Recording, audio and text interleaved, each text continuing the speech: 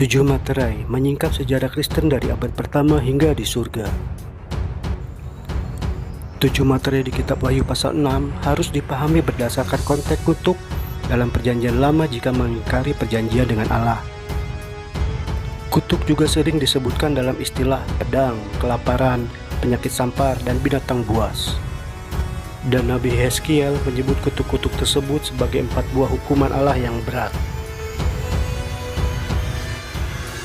Materai pertama Wahyu 6 ayat 2. Dan aku melihat sesungguhnya ada seekor kuda putih dan orang yang menungganginya memegang sebuah panah dan kepadanya dikaruniakan sebuah mahkota.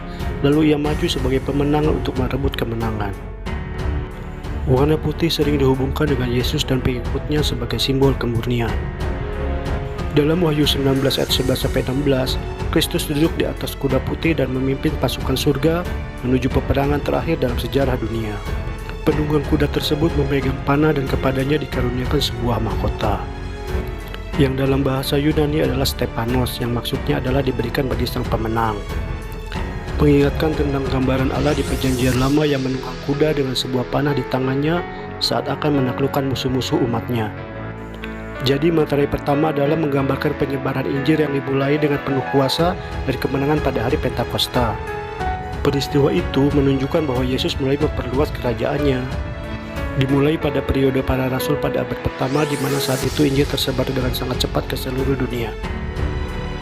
Materai kedua Wahyu 6 ayat 4. Dan majulah seekor kuda lain, seekor kuda merah padam, dan orang yang menungganginya dikaruniakan kuasa untuk mengambil damai sejahtera dari atas bumi, sehingga mereka saling membunuh, dan kepadanya dikaruniakan sebilah pedang yang besar.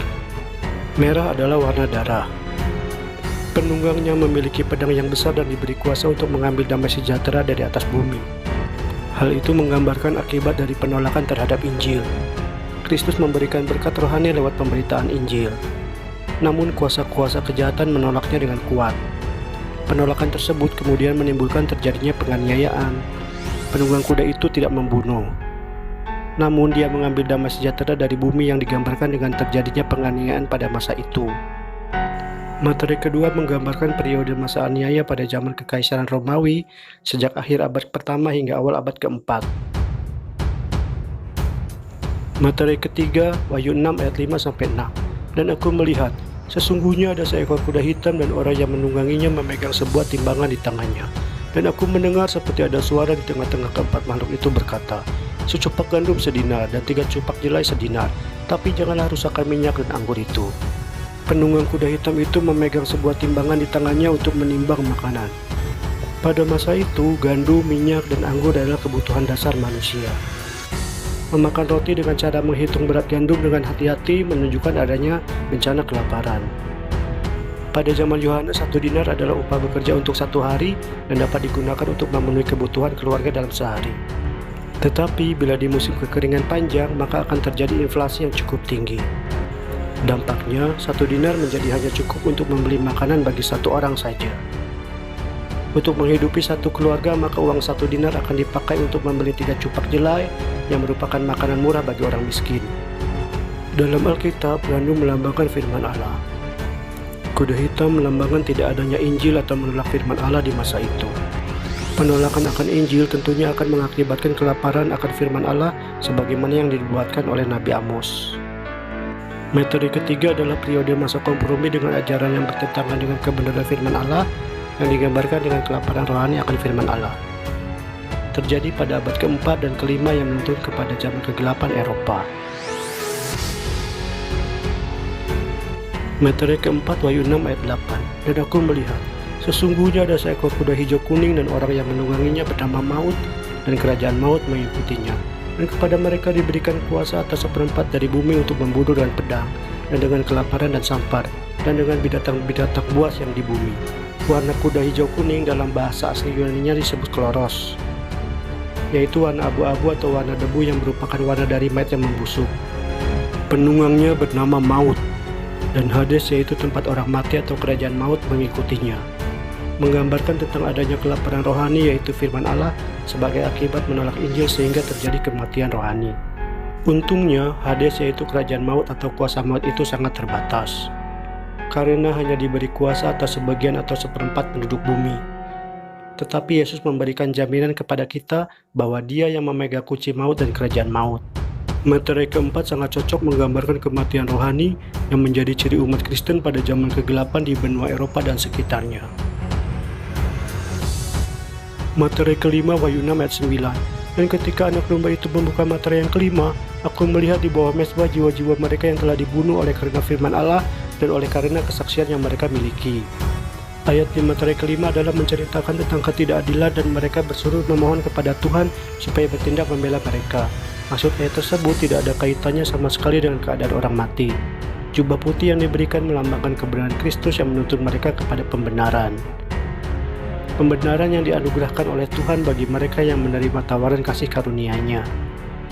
Wahyu 6 ayat 11 dalam bahasa asli Yunaninya sebenarnya tidak memiliki kata jumlah. Jadi maksud dari ayat tersebut adalah mereka yang mati sebagai martir dalam Kristus tidak akan dibangkitkan dan dinyatakan sebagai pemenang hingga kepada kedatangan Yesus yang kedua kali nanti, yang menjadi awal masa 1000 tahun umat Allah yang akan hidup di surga. Materai kelima dapat diterapkan juga pada periode abad pertengahan di mana terjadi ada jutaan umat Tuhan yang mati karena kesetiaan mereka terhadap Injil yang benar. Namun, secara keseluruhan dapat berlaku juga sejak dari zaman Habel, yang pertama mati dibunuh hingga ke zaman akhir, dan kemudian Allah akan melakukan pembalasan atas darah hamba-hambanya. Materai ke-6 Wahyu 6 ayat 12. Sesungguhnya terjadilah gempa bumi yang dahsyat dan matahari menjadi hitam bagaikan karung rambut dan bulan menjadi merah seluruhnya bagaikan darah. Materai ke-6 adalah jawaban permohonan doa umat Tuhan di materai kelima supaya Allah bertindak membela mereka. Tanda-tanda alam di materai ke-6 sama dengan apa yang Yesus amarkan dalam Matius 24 ayat 29-30 yang akan terjadi pada akhir masa kesukaran besar.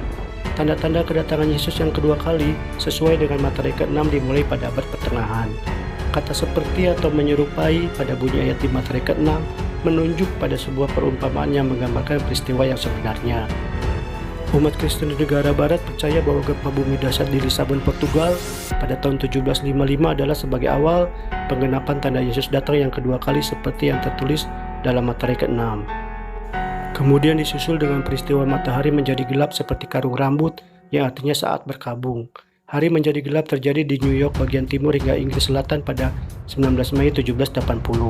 Lalu pada 13 November 1833 terjadi hujan meteor di atas Laut Atlantik. Langit tampak menyala di atas Amerika Utara hingga selatan Meksiko dan Jamaika. Semua kejadian itu terjadi secara berurutan seperti yang tertulis dalam Alkitab dan juga tercatat di dalam sejarah peristiwa dunia.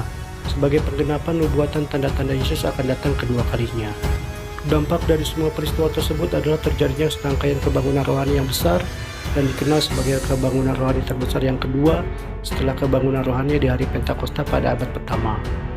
Injil mulai tersebar ke seluruh dunia dan banyak orang menjadi Kristen seiring dengan ditemukannya mesin cetak dampak dari pengetahuan yang terus bertambah seperti yang telah dinubuatkan.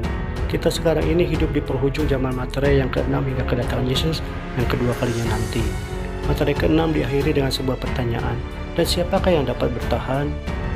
Dan jawaban atas pertanyaan tersebut ada terdapat dalam Wahyu 7 ayat 4. Mereka yang sanggup untuk bertahan pada hari itu adalah umat Allah yang telah dimeteraikan.